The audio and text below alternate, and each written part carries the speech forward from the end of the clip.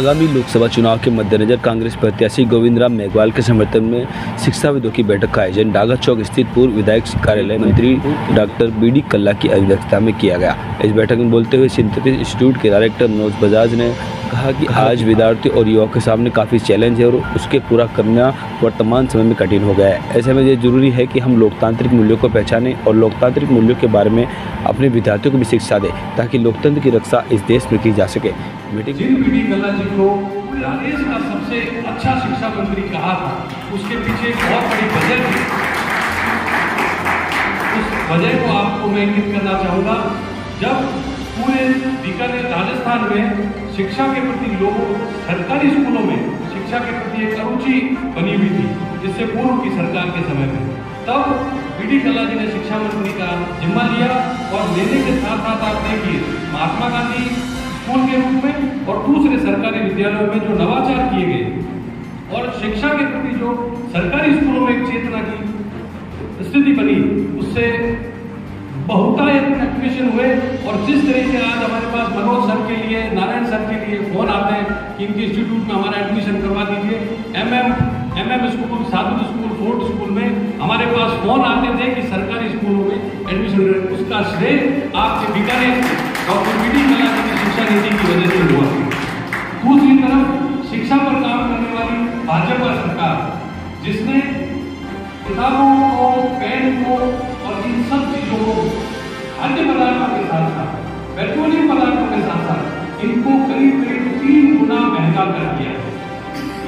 साथ ही शिक्षा के बजट को भारत सरकार के बनने के बाद पहली बार शिक्षा के बजट में 30% की गिरावट पिछले 10 वर्षों में आई है।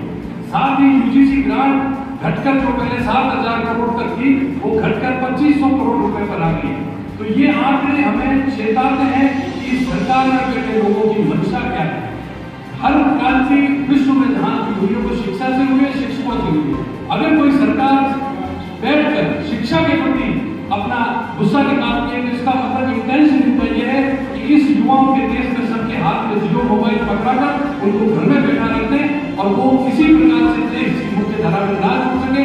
ऐसे प्रयास करने वाली सरकार को हटाने का अंतिम मौका आपके पास 19 तारीख को है और आप सब इंस्टीट्यूशनल रूप से यहाँ पर हैं। आपसे ये आग्रह करते हैं, डॉक्टर बी.डी. कल्ला जी की तरफ से पश्चिम विधानसभा क्षेत्र के सभी लोगों से विशेष रूप से आग्रह है कि आप लोग अधिक से अधिक अपना और अपने विद्यार्थियों का कांग्रेस के पक्ष में मतदान करते हुए एक बार देश बचाने में अपनी भूमिका अदा करें। साथ ही समय लेने के लिए थोड़ा सा मैं क्षमा प्रार्थी हूँ। धन्यवाद। और आप अल्पाहार आपके लिए तैयार है, पधारें। पुनः आप सब स्पेशलिटी की डेवलप करने के लिए बिल्डिंग बनाई गई 120 करोड़। अभी 60 करोड़ की लागत से मोदरा जी के सहयोग से हम मेडिकल इंडोर पार्क्स बना रहे हैं। मैं एक बार पंचायत में वहाँ गया था, छोटे भाई नारायण का इलाज कराने के लिए, हमारी खबर जी मिली। मीटिंग में अपनी बात रखते हुए कहा कि पिछली कांग्रेस सरकार ने बीकानेर को शिक्षा का हब बना दिया। ऐसे में जरूरी है कि हम शिक्षा के हब के क्षेत्र में लोकतंत्र को मजबूत करें और आने वाले समय में हम युवा को सही दिशा दें, ऐसे निर्णय लेने में सक्षम बनाएं कि वे निर्भीक होकर निर्णय लें। अपनी बात कहते हुए विमल स्वामी ने कहा कि शिक्षण कार्य जिम्मेदारी का कार्य है। ऐसे में हम अपने विद्यार्थियों को सही और गलत का निर्माण शक्ति पैदा करें। इस अवसर पर इन लोगों ने अपने विचार व्यक्त किए। नौजवान है तो 30 लाख नौकरियां देंगे और शहरी बेरोजगारी योजना जैसे मनरेगा है, आज गांव के लोगों को भटकने की आवश्यकता नहीं है, उनको कम से कम 150 दिन का 100 दिन का रोजगार मिलता है। वैसे ही शहरी बेरोजगारी योजना में प्रत्येक परिवार में एक व्यक्ति को हम रोजगार देंगे। ऐसी अच्छी व्यवस्थाएं हमारे चुनाव घोषणा पत्र में की गई। देखिए अपने यहाँ तो इतने दिन लगते हैं, मैं तो कहता हूँ चुनाव प्रणाली में सुधार होना चाहिए। जिस दिन नॉमिनेशन विड्रॉल हो जाए उसके अगले दिन चुनाव हो जाए और सबको एक दिन पहले टेलीविजन पे लाके खड़ा कर दो कि वो क्या करना चाहते हैं, उसका क्या मैनिफेस्टो है, वो क्या करेगा अपने इलाके के लिए, और सारा खर्चा जो है, ठीक है, आप लोकतंत्र की क्या दशा है। जो सबसे विपक्षी पार्टी है, सबसे पुरानी पार्टी है, उसका खाता ही सील कर दिया। महज मतलब कोई भी पॉलिटिकल पार्टी में इनकम टैक्स नहीं लगता, ये आपको क्लियर कर दूँ। और इनकम टैक्स रिटर्न भरना पड़ता है, रिटर्न भरने में देरी होती है तो मैक्सिमम 10,000 रुपये का फाइन होता है। 135 करोड़ रुपये सीज कर लिए। फिर दूसरा नोटिस मतलब सुप्रीम कोर्ट को हम धन्यवाद देते हैं, उन्होंने कहा नहीं आप जुलाई तक कुछ नहीं कर सकते, खाता सीज कर दो, किसी को ईडी से धमका दो, किसी को कुछ कर दो, किसी को कुछ कर दो।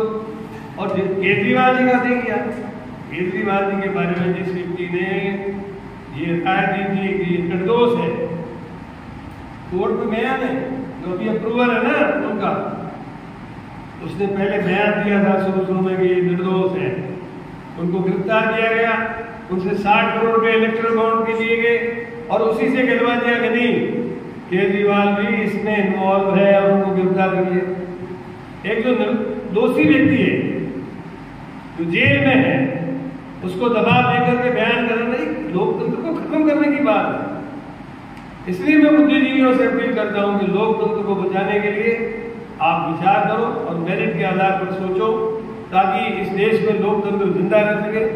लोकतंत्र बचेगा तभी हम हमारा अधिकार का इस्तेमाल कर सकेंगे। वोल्टेयर ने एक बात कही थी कि आप किसी के विचार से सहमत हो या नहीं हो, लेकिन विचार अभिव्यक्ति की स्वतंत्रता का हमको आदर करना चाहिए। यहाँ तो कोई आदर ही नहीं। जो मेरे से पूर्व वक्ताओं ने ठीक कहा कि जो खिलाफ बोले इनके वो देशभक्त, जो व्यक्ति इनकी प्रशंसा करे वो देशभक्त, वो राष्ट्रभक्त। बहुत से बुद्धिजीवियों ने अपने पद्म पुरस्कार वापस कर दिए, बहुत से लोगों ने अपने पद्म भूषण पुरस्कार जो है पद्मश्री पद्म भूषण वापस कर दिए। क्यों? इसलिए कि लोकतंत्र को खतरा है। इसलिए ये चुनाव साधारण चुनाव नहीं है, ये चुनाव बहुत महत्वपूर्ण चुनाव है। इस चुनाव को बहुत गंभीरता से लेना चाहिए। मैं आपको ये भरोसा दिलाता हूँ कि हम शिक्षा जगत से जुड़े हुए हितों का पूरा ख्याल रखेंगे, अपना फर्ज समझकर, अपना ईमान समझकर। इन्हीं शब्दों के साथ आप सब लोग पधारे। भारत युवाओं का देश है। आज विश्व में सबसे बड़ी आबादी यदि किसी की है युवाओं की तो भारत देश में है, और भारत से पूरे विश्व को आशा है, भारत के लोकतंत्र से विश्व को आशा है। इसलिए लोकतंत्र को जिंदा रखने के लिए मैं आपसे पुरजोर अपील करता हूं कि आप हमारी पार्टी को समर्थन दें। और मैं आपको ये भरोसा दिलाता हूं कि आपकी समस्याओं के समाधान के लिए मैं और हमारी पार्टी के लोग सदैव तत्पर रहेंगे। गोविंद राम जी जो हैं वो भी बहुत संघर्षशील व्यक्ति, वो हमारे प्रत्याशी हैं। कांग्रेस का मतलब भी गोविंद राम है। गोविंद राम जी ने हमेशा मजदूर वर्ग के लिए, किसानों के लिए, शिक्षाविदों के लिए हमेशा आंदोलन किए हैं और उनका अभूतपूर्व योगदान रहा है युवाओं की समस्याओं के समाधान के लिए। इसलिए गोविंद राम जी को सफल बनाए और आप सब लोग पधारे।